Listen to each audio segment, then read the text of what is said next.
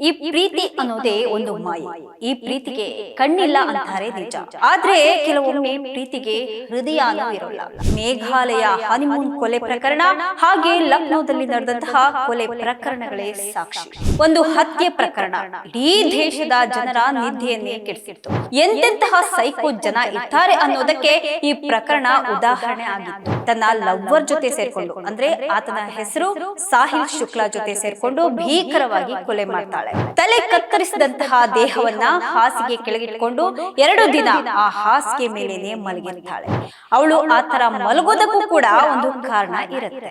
ಅತ್ತ ಮುಸ್ಕಾನ್ ಲವರ್ ಸಾಹಿಲ್ ಅವನ 2 ಕೈಗಳನ್ನ ತನ್ನ ಮನೆಗೆ ತೆಗೆದುಕೊಂಡು ಹೋಗಿ ಬೆಡ್ರೂಮ್ ನಲ್ಲಿ ಇಟ್ಕೊಂಡಿರ್ತಾನೆ.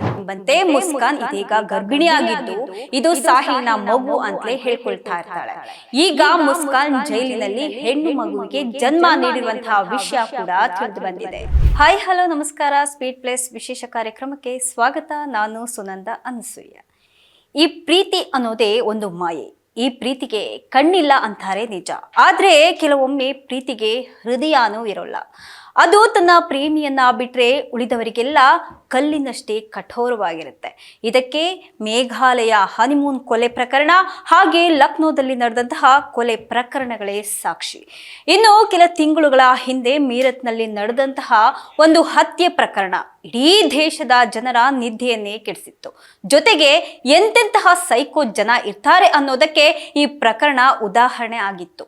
ಮರ್ಚೆಂಟ್ ನೇವಿಯ ಅಧಿಕಾರಿಯಾಗಿದ್ದಂತಹ ಸೌರಭ್ ರಜಪೂತ್ನನ್ನ ಆತನ ಪತ್ನಿ ಮುಸ್ಕಾನ್ ರಸ್ತೋಗಿ ಅನ್ನೋಳು ಈ ರೀತಿ ತನ್ನ ಲವ್ವರ್ ಜೊತೆ ಸೇರ್ಕೊಂಡು, ಅಂದ್ರೆ ಆತನ ಹೆಸರು ಸಾಹಿಲ್ ಶುಕ್ಲಾ ಜೊತೆ ಸೇರ್ಕೊಂಡು ಭೀಕರವಾಗಿ ಕೊಲೆ ಮಾಡ್ತಾಳೆ. ಗಂಡನ ತಲೆ ದೇಹವನ್ನ ತುಂಡು ತುಂಡಾಗಿ ಕತ್ತರಿಸಿ ಸಿಮೆಂಟ್ ಡ್ರಮ್ನಲ್ಲಿ ತುಂಬಿರ್ತಾಳೆ.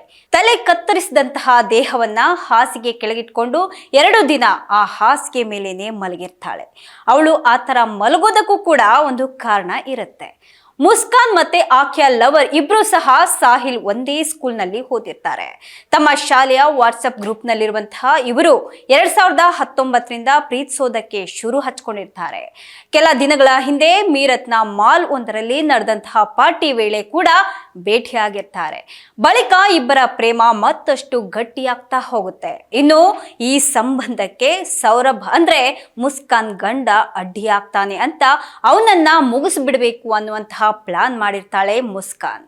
ಅವಳು ಒಬ್ಳೇ ಕೊಲೆ ಮಾಡೋದು ಅಷ್ಟು ಸುಲಭನ? ಸಾಧ್ಯನೇ ಇಲ್ಲ. ಅದಕ್ಕೆ ಅವಳ ಲವರ್ ಕೂಡ ಸಾಥ್ ಕೊಡ್ತಾನೆ. ಗಂಡನನ್ನ ಕೊಂದು ನಂತರ ಬಾತ್ರೂಮ್ಗೆ ಅವನ ಮೃತ ದೇಹವನ್ನ ಎಳ್ಕೊಂಡು ಹೋಗಿ ಆಮೇಲೆ ರೇಸರ್ನಿಂದ ತಲೆಯನ್ನ ಕತ್ತರಿಸಿರ್ತಾಳೆ. ಇಬ್ರು ಸೇರಿ ಕೈಗಳನ್ನ ಕಟ್ಟಿ ಹಾಕಿ ದೇಹವನ್ನ ತುಂಡು ತುಂಡಾಗಿ ಕತ್ತರಿಸ್ತಾರೆ. ಅದಾದ ಮೇಲೆ ದೇಹವನ್ನ ಪ್ಲಾಸ್ಟಿಕ್ ಚೀಲಗಳಲ್ಲಿ ತುಂಬಿಸಿ ಡಬಲ್ ಬೆಡ್ ಒಂದು ಬಾಕ್ಸ್ ಇರುತ್ತೆ ಅಲ್ಲಿ, ಅದರಲ್ಲಿಟ್ಟು ಅದರ ಮೇಲೇನೆ ಮುಸ್ಕಾನ್ ನಿದ್ರೆ ಮಾಡಿರ್ತಾಳೆ. ಅತ್ತ ಮುಸ್ಕಾನ್ ಲವರ್ ಸಾಹಿಲ್ ಅವನ 2 ಕೈಗಳನ್ನ ತನ್ನ ಮನೆಗೆ ತೆಗೆದುಕೊಂಡು ಹೋಗಿ ಬೆಡ್ರೂಮ್ ನಲ್ಲಿ ಇಟ್ಕೊಂಡಿರ್ತಾನೆ. ಸದ್ಯ ಈ ಇಬ್ರು ಸಿಕ್ಕಿಬಿದ್ದಿದ್ದು ಜೈಲಿನಲ್ಲಿ ಕಂಬಿ ಎಣಿಸ್ತಿದ್ದಾರೆ.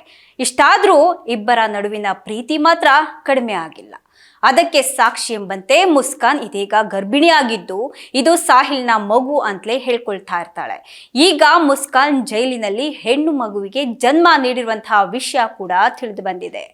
ಮೀರತ್ನಲ್ಲಿ ನಡೆದಂತಹ ಈ ಕೊಲೆ ಪ್ರಕರಣಕ್ಕೆ ಸಂಬಂಧಪಟ್ಟಂತೆ ಪೊಲೀಸರು ಆರೋಪಿಗಳನ್ನ ಬಂಧಿಸಿ ಜೈಲಿಗೆ ಕಳಿಸಿದ್ದಾರೆ. ಆಕೆಯನ್ನ ಬಂಧಿಸಿದಂತಹ 2 ದಿನಗಳ ಬಳಿಕ ಜೈಲಿನಲ್ಲಿರುವಂತಹ ಮುಸ್ಕಾನ್ ಆರೋಗ್ಯ ಹದಗೆಟ್ಟಿರುತ್ತೆ. ಅಸ್ವಸ್ಥಳಾಗಿದ್ದಂತಹ ಆಕೆಯನ್ನ ಪೊಲೀಸರು ವೈದ್ಯಕೀಯ ಪರೀಕ್ಷೆಗೆ ಒಳಪಡಿಸ್ತಾರೆ.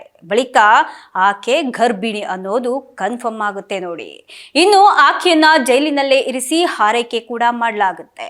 ಭಾನುವಾರ ರಾತ್ರಿ 11:30 ಸುಮಾರಿಗೆ ಮುಸ್ಕಾನ್ ಅವರ ಹೆರಿಗೆ ನೋವು ಹೆಚ್ಚಾದ ನಂತರ ಅವರನ್ನ ಲಾಲಾ ಲಜಪತ್ ರಾಯ್ ಸ್ಮಾರಕ ವೈದ್ಯಕೀಯ ಕಾಲೇಜಿಗೆ ಕರೆತರಲಾಗುತ್ತೆ.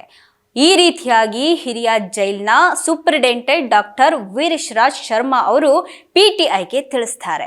ನಿನ್ನೆ ಮುಸ್ಕಾನ್ ಹೆಣ್ಣು ಮಗುವಿಗೆ ಜನ್ಮ ನೀಡಿದ್ದಾಳೆ. ನವಜಾತ ಶಿಶುವಿನ ತೂಕ 2.4 kg ಇದ್ದು ತಾಯಿ ಮತ್ತು ಮಗು ಇಬ್ಬರು ಸಹ ಆರೋಗ್ಯವಾಗಿದ್ದಾರೆ ಅಂತ ಜೈಲು ಅಧಿಕಾರಿಗಳು ತಿಳಿಸಿದ್ದಾರೆ. ಮುಸ್ಕಾನ್ ಅವರ ಕುಟುಂಬ ಸದಸ್ಯರಿಗೆ ಕೂಡ ಮಾಹಿತಿಯನ್ನ ನೀಡಲಾಗಿದೆ ಅಂತ ಹಿರಿಯ ಜೈಲು ಅಧೀಕ್ಷಕರು ತಿಳಿಸಿದ್ದಾರೆ.